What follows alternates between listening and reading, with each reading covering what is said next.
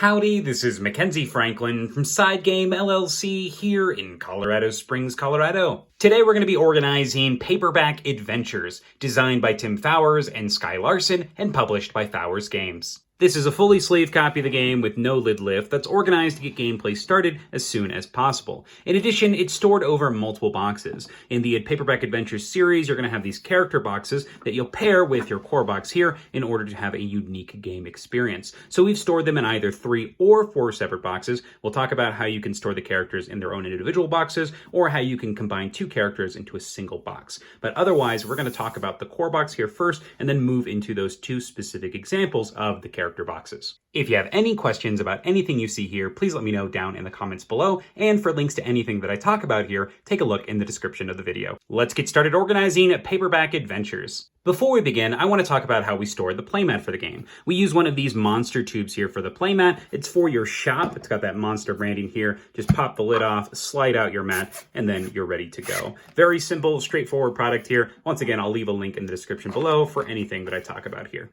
Without further ado, let's lift off the lid here, and inside you'll see that we have the rulebook on top. Underneath our rulebook, we'll have a silica gel packet for freshness, as well as all of our status markers for the game. These are going to be used for the heroes as well as the enemies, and you'll slot them into these boards here in order to track their different numbers on their different statuses. Their health, their skulls, their crowns, and then their energy, or in the case of the enemies, their action that they're currently using. So you'll slot those in, but you'll just have them here so they're readily available. Let's move the tray to the side and get on to the other cards. Next up, we have our large enemy cards. These are going to be separated into the lackeys as well as the bosses for each of the books. So we got 1 lackey, 1 boss, as well as our 2 lackey, and then on this bottom section, our 2 boss, followed by our 3 lackeys and our 3 bosses. Now these are going to be all of the cards from all of the different expansions as well, so the different character packs that have their own sets of bosses and lackeys. They're all combined here, stacked in order, so that way you can truly randomize your experience with different lackeys and bosses.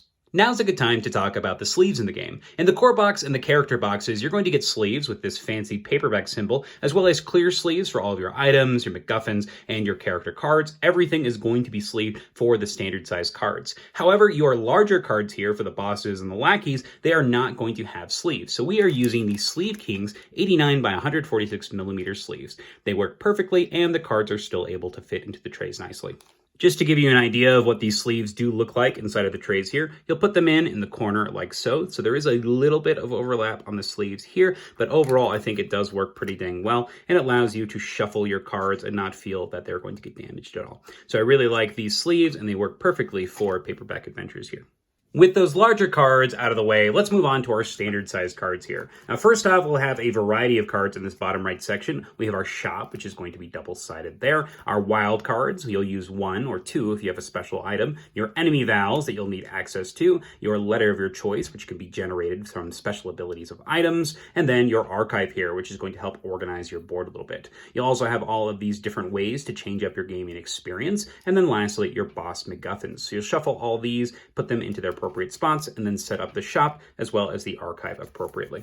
Underneath those cards, you'll have your top secret cards from the core box. I'm not going to show you any of these, but you'll get to remove one of these cards and add it to your game after you beat a Book 3 boss. I'll leave them in there for now. They are sleeved as well underneath here. In this bottom left section, you're going to have all of your penalty cards here. These can be potentially added to your deck, and you'll want to play them quickly. And then you'll have all your rewards for those different bosses and lackeys. They'll give you choices here that you can choose from in order to gain additional bonuses moving on to that next level.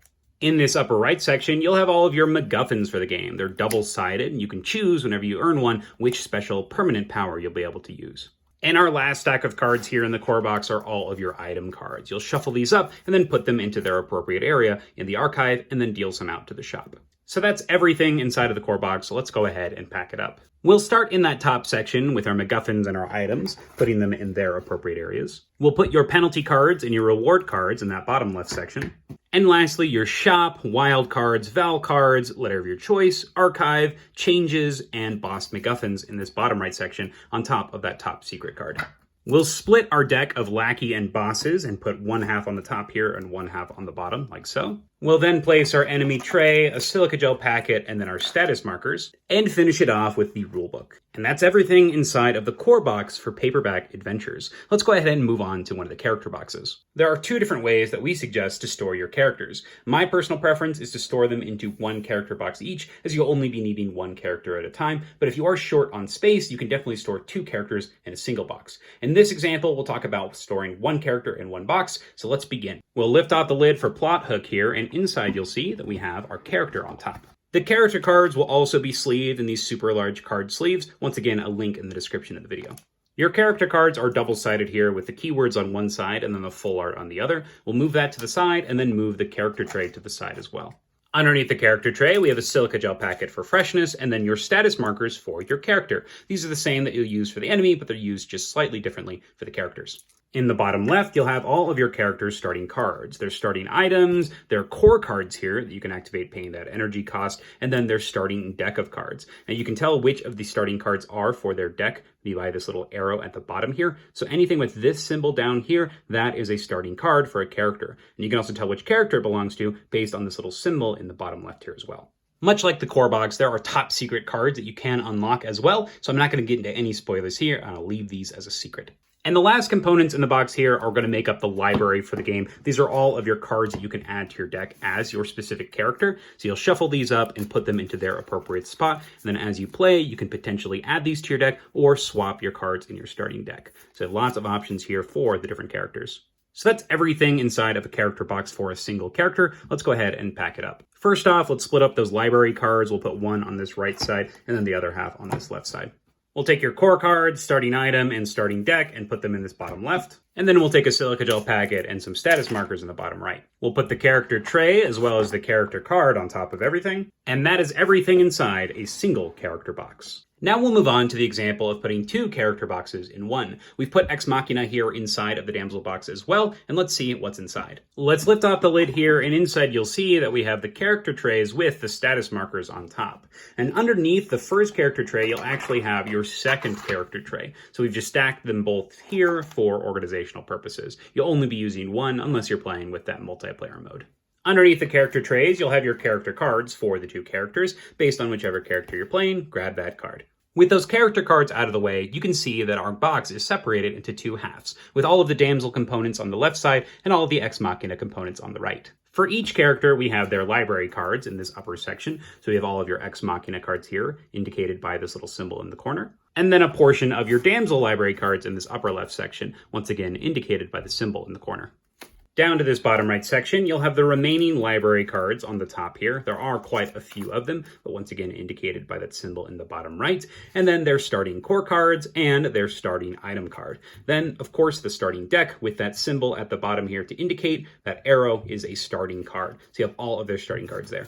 We've got a silica gel packet in here for freshness, and then another top secret divider card to show that these will be unlocked once you've defeated a particular boss. The bottom left is exactly the same, but for the damsel, you'll have the remainder of their library cards here, and then you'll have all of their starting cards with that arrow, and then lastly, their starting item, and then their core cards here. And then, of course, the silica gel packet for freshness and their top secret cards. So that is everything inside of our combined character box. Let's go ahead and pack it up. First off, we'll put one of those silica gel packets for freshness in there, and then we'll place all of the core cards, the items, the starting cards, and then the half of the library cards in this bottom left section for the damsel.